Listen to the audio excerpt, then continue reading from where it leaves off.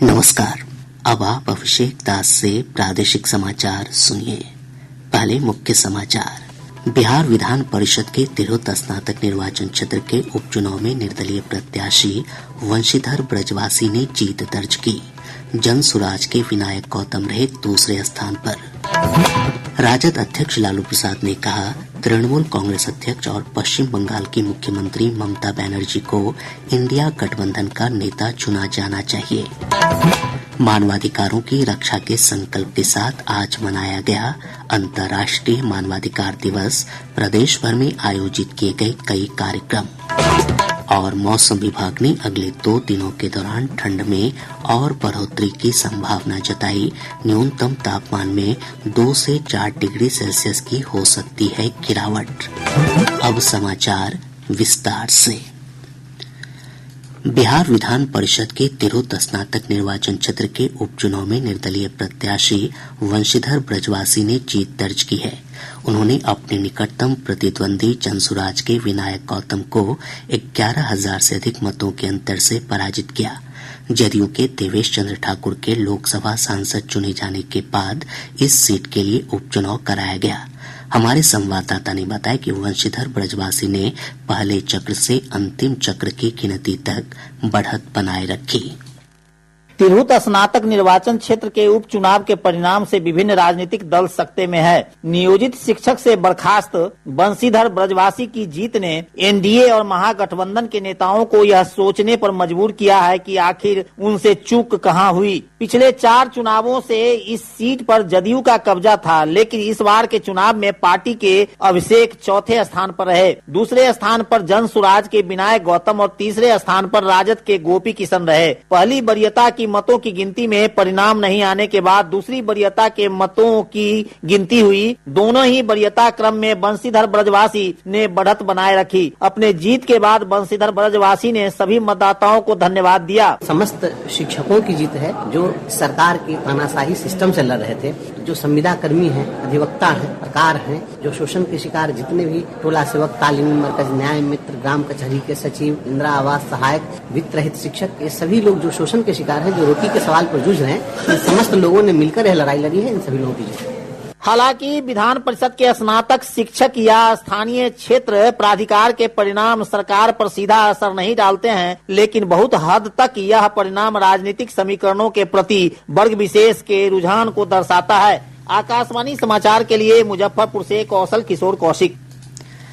राजद अध्यक्ष लालू प्रसाद ने कहा है कि तृणमूल कांग्रेस अध्यक्ष और पश्चिम बंगाल की मुख्यमंत्री ममता बनर्जी को इंडिया गठबंधन का नेता चुना जाना चाहिए। आज पटना में संवाददाताओं से बातचीत में श्री प्रसाद ने कहा कि इस मुद्दे पर कांग्रेस के विरोध का कोई मतलब नहीं है। लालू जी, ममता जी कांग्रेस उसकी आपत्ति जता रही है। लालू जी कांग्रेस को जताने नहीं, ममता को तो ममता जी को दे दिया जाए। हाँ, दे दे। इधर राजद के वरिष्ठ नेता तेजस्वी प्रसाद यादव ने कहा कि तृणमूल कांग्रेस प्रमुख ममता बनर्जी समेत इंडिया ब्लॉक के किसी भी वरिष्ठ नेता के गठबंधन का नेतृत्व करने पर कोई आपत्ति नहीं है, लेकिन इस पर फैसला आम सहमति से होना चाहिए। इस बीच बिहार कांग्रेस प्रभारी शाहनवाज आलम ने कहा कि हर किसी की महत्वाकांक्षा होती है, लेकिन उस पर नियंत्रण होना चाहिए। खगड़िया में पत्रकारों से बातचीत में उन्होंने कहा कि कांग्रेस अखिल भारतीय पार्टी है। श्री आलम ने कहा कि आज भी देश के हर हिस्से में कांग्रेस अस्तित्व में है। आज मानवाधिकार दिवस है। प्रतिवर्ष 10 दिसंबर को मानवाधिकारों के संबंध में सार्वभौम घोषणा की याद में यह दिवस मनाया जाता है। संयुक्त राष्ट्र आम सभा ने 1948 में मानवाधिकारों की सार्वभौम घोषणा पारित की थी और इसे लागू किया था। इसे समूचे विश्व में मानवाधिकारों के संरक्षण के लिए साझा मानक के रूप में अपनाया गया। इस वर्ष मानवाधिकार दिवस का विषय है हमारे अधिकार, हमारा भविष्य अभी। ये विषय इस बात पर जोर डालता है कि मानवाधिकार महज एक आकांक्षा नहीं है, बल्कि बेहतर भविष्य के निर्माण के लिए व्यक्तियों और समुदायों को सशक्त बनाने का व्यवहारिक साधन है। चिराग की रिपोर्ट के साथ समाचार कक्ष से मनोज। इस अवसर पर राष्ट्रीय मानवाधिकार आयोग की ओर से नई दिल्ली में आयोजित कार्यक्रम को राष्ट्रपति द्रौपदी मुर्मू ने संबोधित किया। उन्होंने सभी के अधिकारों और गरिमा की सुरक्षा करने वाले समान डिजिटल वातावरण को सुनिश्चित करने के महत्व पर बल दिया। राष्ट्रपति ने कहा कि साइबर अपराध और जलवायु परिवर्तन मानवाधिकारों के लिए नई चुनौतियां हैं। राष्ट्रपति ने कहा कि भारत ने गरीबी और भूखमरी को समाप्त करने तथा युवाओं को समान अवसर प्रदान करने के लिए नीतियां लागू कर दुनिया के सामने उदाहरण पेश किया है। हमें प्रत्येक व्यक्ति के मौलिक अधिकारों को बनाए रखना चाहिए और ये सुनिश्चित करना चाहिए कि कोई भी पीछे ना छूटे। एक साथ निरंतर प्रयास और एकजुटता के माध्यम से हम एक ऐसे भविष्य का निर्माण कर सकते हैं जिसमें हर व्यक्ति उम्र, पृष्ठभूमि या परिस्थिति की चिंता किए बिना सम्मान, अवसर और पूर्णता का जीवन जीने के लिए सशक्त रहे। मानवाधिकार दिवस पर प्रदेश भर में कई कार्यक्रम आयोजित किए गए। राज्य के सभी कारागारों में बंदियों के मानवाधिकार के प्रति विधिक जागरूकता कार्यक्रम का आयोजन किया गया।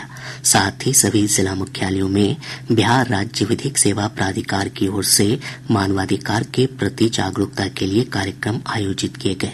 एसएसपी की ओर से सुपौल के वीरपुर में मानवाधिकार जागरूकता दौड़ का आयोजन किया गया। सर्वोच्च न्यायालय के न्यायाधीश और राष्ट्रीय विधिक सेवा प्राधिकरण नालसा के कार्यकारी अध्यक्ष न्यायमूर्ति पी.आर. गवई ने कहा है कि उनकी प्राथमिकता देश के दूरदराज के हिस्सों में कानूनी सेवाओं को सुलभ बनाना है, जिससे प्रत्येक जरूरतमंद व्यक्ति को मुफ्त कानूनी सहायता का लाभ मिल सके।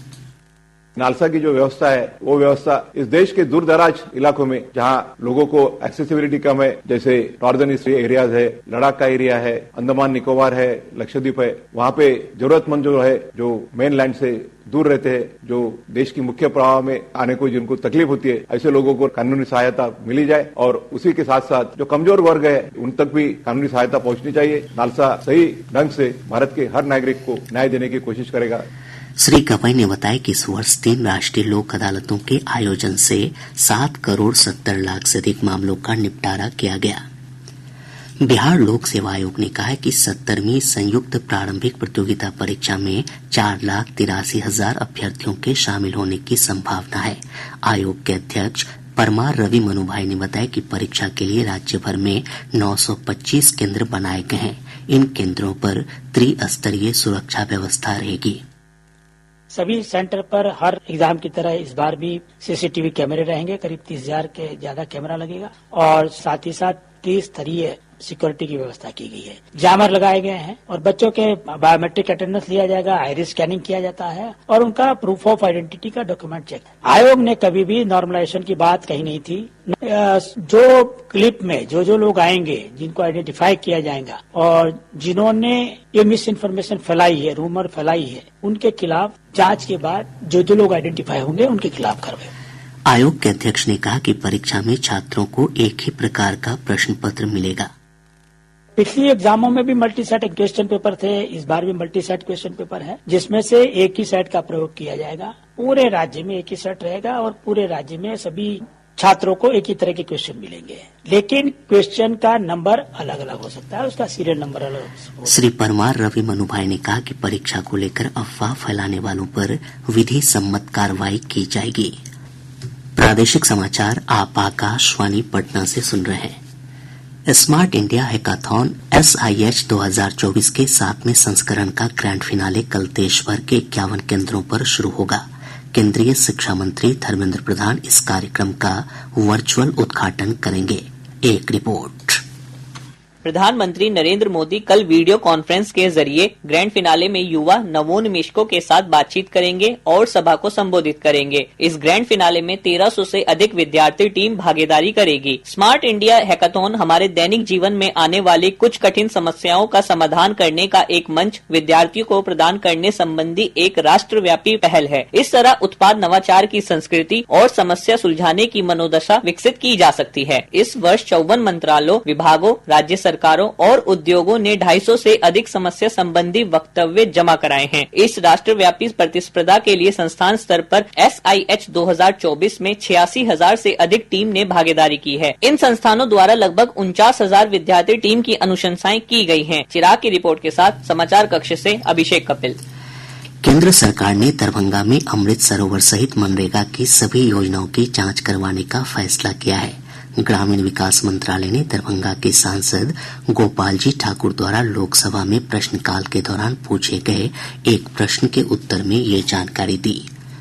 मुख्यमंत्री नीतीश कुमार ने आज पटना समाहरणालय के नए भवन का उद्घाटन किया। इस अवसर पर उप मुख्यमंत्री विजय कुमार सिन्हा और भवन निर्माण विभाग के मंत्री जयंत राज भी उपस्थित थे। अत्याधुनिक सुविधाओं से युक्त इस भवन में 39 विभागों के कार्यालय एक साथ काम करेंगे। समाहरणालय भवन में 400 से अधिक वाहनों की पार्किंग सुविधा उपलब्ध है। साथ ही सुरक्षा की दृष्टि से भवन परिसर में 225 सीसीटीवी कैमरे लगाए गए हैं। पछुआ हवा की रफ्तार तेज होने से प्रदेश के अधिकतर हिस्सों में ठंड में बढ़ोतरी हुई है।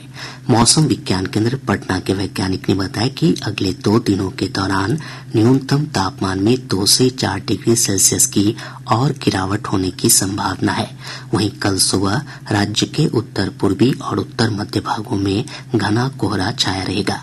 राज्य के शेष हिस्सों में मध्यम स्तर का कुहासा छाये रहने की संभावना है। मौसम के पूर्वानुमान के अनुसार अगले 2 दिनों के दौरान राज्य के न्यूनतम तापमान में 2 से 4 डिग्री सेल्सियस की गिरावट होने की संभावना है। उसके बाद तापमान में कोई विशेष परिवर्तन होने की संभावना नहीं है। राज्य के उत्तरी मध्य तथा उत्तरी पूर्वी भाग में सुबह के समय घना कुहासा तथा जबकि राज्य के शेष भाग में मध्यम स्तर की कुहासा रहने की संभावना है।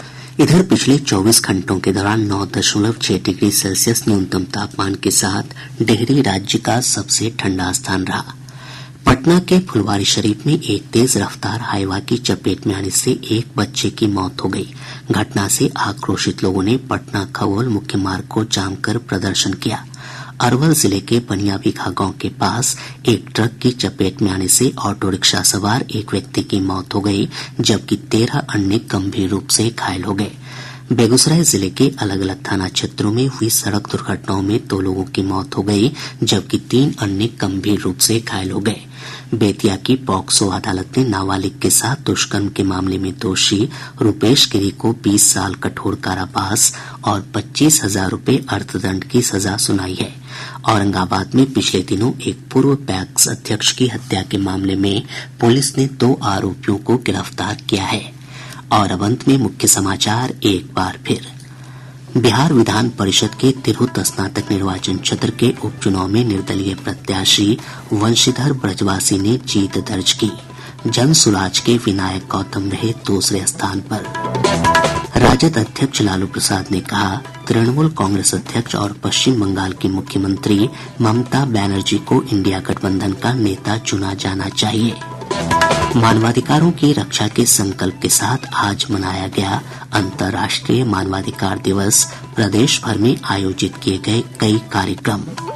और मौसम विभाग ने अगले 2 दिनों के दौरान ठंड में और बढ़ोतरी की संभावना जताई। न्यूनतम तापमान में 2 से 4 डिग्री सेल्सियस की हो सकती है गिरावट।